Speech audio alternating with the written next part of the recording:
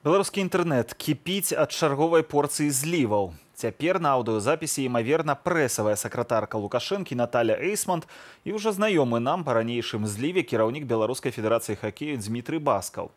Разам яны абмяркоўваюць сумесны выезд у менскія двары, дзе будуць зразаць стужкі і пырскаць аэразолькамі ў людзей. Гаворка хутчэй за ўсё пра слезацечны газ. Справа са злівамі размоваў сталася настолькі гучнай, што яе вымушаны быў каментаваць Лукашенка. Але ўсё, на што яго хапіла, цытата, «Пачакайце крыху, на наступным тыдні ўсё раскажам, будзе вельмі цікава». Ужо бачу, як беларускі КДБ напружыўся і ў экстранным тэмпе перахоплівае чарговую размову Ніка і Майка. Ну а мы пакуль абмяркуем усю гэтую справу разам з журналістам і публіцыстам Андрэем Падшобутам. Добры вечар. Добрый вечер. Спадар Андрэй, ну хіба што зараз самае такое галоўнае пытанне, пра якое ўсе пішуць і ўсе яго задаюць, хто мог зліць вось гэтыя размовы? Ну, ведаеце, зліць мог той, хто вядзе праслухоўванне тэлефонных размоваў внутрі Беларусі, хто падслухваў Баскава, хто падслухваў Эйсмонт.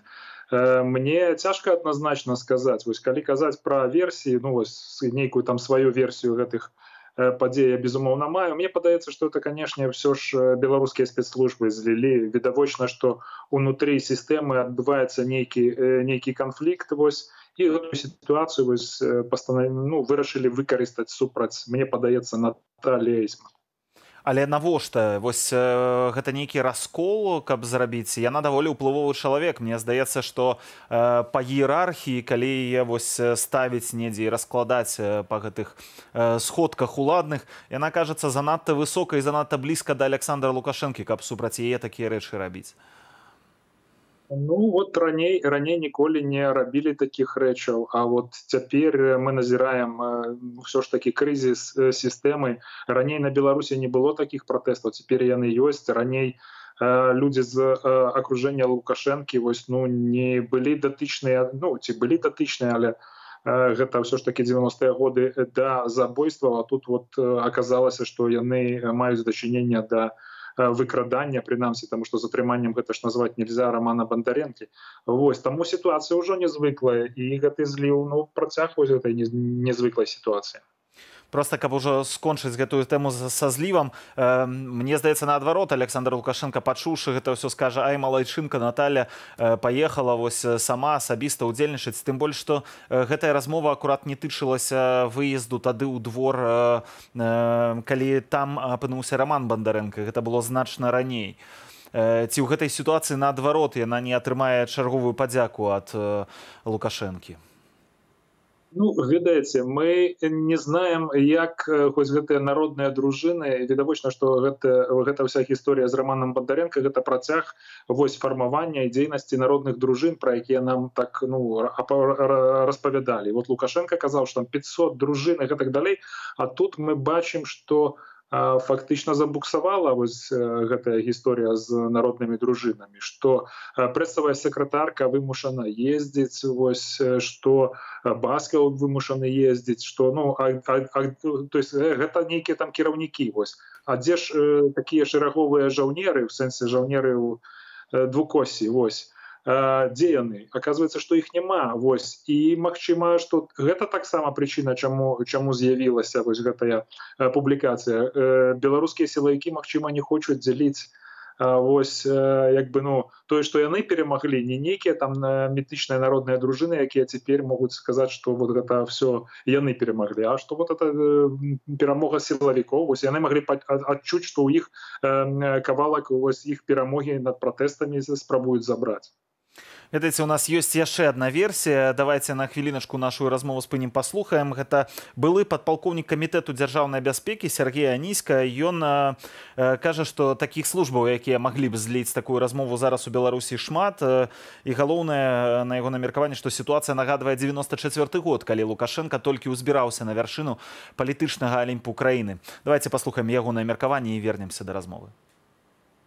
Ситуация в настоящее время в Белоруссии, она чем-то напоминает начало и середина 1994 года, когда Александр Григорьевич планировал одержать свою сенсационную победу на первых выборах. А ситуация была такая. Тогда у его соперника, премьер-министра Вячеслава Кебича, тоже была мощная поддержка в лице силовых структур. Там, у него был весь административный ресурс. И там тоже постоянно происходили сливы информации. Вот я сегодня вспомнил все это. Вот. Вся информация в штаб Александра Григорьевича, она уходила из КГБ, из МВД, из прокуратуры. И вот сейчас вот эти события, которые начались, когда эти ведомства белорусские, вот у меня такое предположение, грызутся как пауки в банках, никто не хочет на себя брать смерть. Они все прекрасно понимают, смерть человека, это рано или поздно придется нести ответственность. Поэтому, вот, на мой взгляд, все очень просто, банально просто. Если бы была воля сверху расследовать это дело, я здесь согласен с Олегом Волчком, правозащитником, который сказал, в принципе, дело уже расследовано журналистами. Здесь только надо подшить бумаги, дать команду на арест, и все, и передавать дело в суд. Вот такое меркаванне. Мы працягваем размову з Андрэем Падшобутам, журналістам і публіцыстам. Таксама ў гэтых злітых апошніх перамовах паміж, імаверна, Натальяй Эйсмонт і кіраўніком Федэрацыі беларускага хакея ёсць такія сведчанні, што яны, маўляў, будуць браць з сабой, імаверна, пісталетна-гумовыя кулі, таму што жаночы голас кажа, я ўзяла з сабой гумовы. Кажуць пра тое, што будуць аэразолькамі пырскаць у людзей. Вось як гэта ўсё можна таксама ўспрымаць?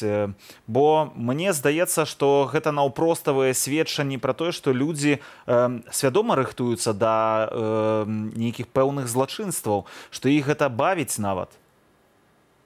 Так, і я таксама так ацэньваю вось гэтую сітуацыю. Справа ў тым, што праводзіць нейкія арышты альбо там вось са зброяй праводзіць нейкае патруляванне, гэтыя людзі не павінны. Вось для гэтага ўсё ж такі ёсць як бы пэўныя структуры, якія працуюць, это МВД там і гэтак далей. Вось і з'яўленне вось гэтых людзей як ужо самастойнай сілы, вось гэта такі небяспечны крок улады, таму што улада цяпер кажа пра грамадзянскую вайну, то вось гэта менавіта крок у кірунку грамадзянскай вайны.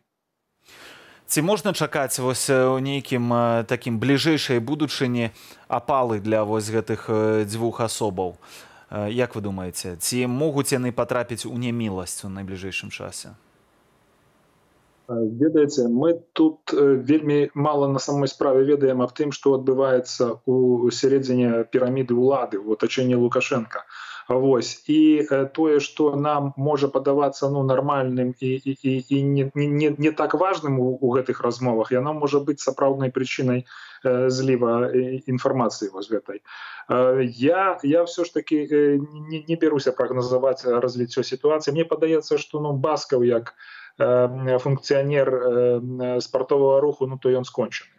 Таму што ўсё ж такі міжнародныя кантакты і вось такі імідж, ён, мне падаецца, ўсё ж такі несумяшальны, што ён вельмі моцна пацярпеў Баскаў ад гэтай гісторыі, але ён да гэтага відавочна імкнуўся. Ведаеце, слова пацярпеў у дачыненні да гэтага чалавека і у дачыненні да гэтай сітуацыі, мне здаецца, крышачку можа недарэчная. Я ацэньваю вось менавіта наступствы для яго асобы, як бы з яго пункту гледжання гэтую сітуацыю. Вось, таму ён, мне падаецца, не павінен быць зацікаўлены ў тым, каб гэтай інфармацыі, каб гэты зліў з'явіўся, таму што папулярнай была версія, што гэта пастаноўка, што гэта адмыслова укінутая і гэтак далей. Вось, то мне падаецца, што гэта яго цалкам, гэта не яго ініцыятыва. Ну, яшчэ адзін цікавы момант, гэта Александр Лукашенко, які сёння якраз і сказаў, што пачакайце, на наступным тыдні будзе вось гэтая інфармацыя, мы ўсё вам распавядзем. Маё асабістае меркаванне, што зараз рыхтуецца вось гэтая версія, у іх версіі гатовай няма, таму што яны б хутчэй за ўсё яе сказалі, а рыхтуецца зараз нейкая рабочая версія, якую нам выдадуць, пэўна, нешта за гэты час запішуць, прыдумаюць. Што вы думаеце на гэтую тэму? Ну, видите, калі Александр Лукашенко абяцае нешта пазней распавесці, ну, то это відавочна, што для яго сітуацыя непрыемная, нечаканая, не ведае, што сказаць.